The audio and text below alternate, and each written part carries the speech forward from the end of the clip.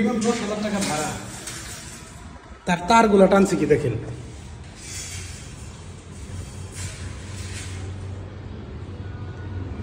এই যে একদম নর্মাল তার 2.5। এখানে চলবে AC, induction, rice cooker, pressure cooker, oven, fridge, IPS সবই থাকবে। 2.5 RM তার দিয়ে তার মেন লাইন টানা হয়েছে। রুমের ভিতরে দেওয়া হচ্ছে 4.5, আর মেন লাইনের জন্য মিটার থেকে লাইন টানা হচ্ছে 2.5। আগামোটা গুড়া চিকন, বুঝতে পারছেন? এগুলো হচ্ছে কাজের ধরন। এই যে তার কাপ ভাড়া দিচ্ছি আমরা, সেই কাজের কাপ ভাড়া দিচ্ছি আমরা। এখন দুই পাশের মেন লাইনের একই অবস্থা, দুই পাশে 2.5 দিয়ে মেন লাইন টানা।